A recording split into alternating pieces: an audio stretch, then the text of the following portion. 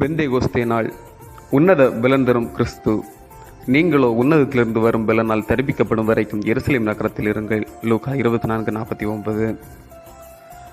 இயேசு தாம் விண்ணேற்றம் அடையும் தருணத்தில் இதனை தம் சீடருக்கு சொன்னார். எனவே தங்கள் இனிய நண்பராகிய இயேசு விண்ணேற்றம் அடைந்த சூழலிலும் சீடர்கள் கலங்கி போகாமல் மனத்துணிவோடு அவ்வல்லமைக்காக அங்கு காத்திருந்தார்கள். ஏனென்றால் தூய ஆவி உங்களிடம் வரும்போது நீங்கள் கடவுளது வல்லமையை பெற்று எருசலேம், யூதேயா, சமரியா முழுவதிலும் உலகின் கடையெல்லை வரைக்கும் எனக்கு சாட்சிகளாயிருப்பீர்கள் என்று இயேசு அந்த நேரம் கூறியிருந்தார். அப்போஸ்தலர் 1:8. இங்கு கடவுளது வல்லமை பெற்று சான்று வாழ்வு வாழ கிறிஸ்து அழைப்பு விடுத்தார். உன்னத வல்லமையை பெற ஒன்றித்த சிந்தனை மிக அவசியம்.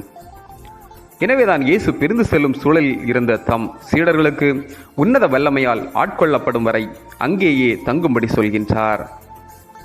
இயேசுவின் சொற்படி அவர்கள் அங்கேயே தங்கி பெந்தேகோஸ்தே நாளில் அனைவரும் ஒருமனப்பட்டு ஓரிடத்தில் கூடி வந்தார்கள்.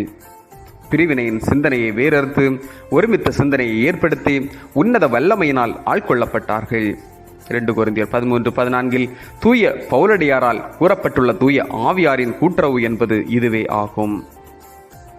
ஒன்றித்த சிந்தனையும் கூட்டுறவும் தூய ஆவியாரின் அடையாளங்கள். இவைகளை யாரொருவர் கொண்டிருக்கின்றாரோ அவர் தூய ஆவியாரால் ஆட்கொள்ளப்பட்டு உன்னத வல்லமையை பெறுவர். ஒன்றித்திருந்த சீடர்கள் உன்னத வல்லமையை பெற்று உலகின் கடையெல்லை வரை பிரிந்து சென்று கிறிஸ்துவின் நற்செய்தியை அறிவித்தார்கள். உன்னத கடவுளின் சாட்சிகளானார்கள். சவால்களை எதிர்கொண்டார்கள். சாதனை படைத்தார்கள். சாகவும் துணிந்தார்கள்.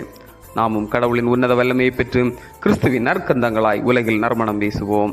ஜெபம்.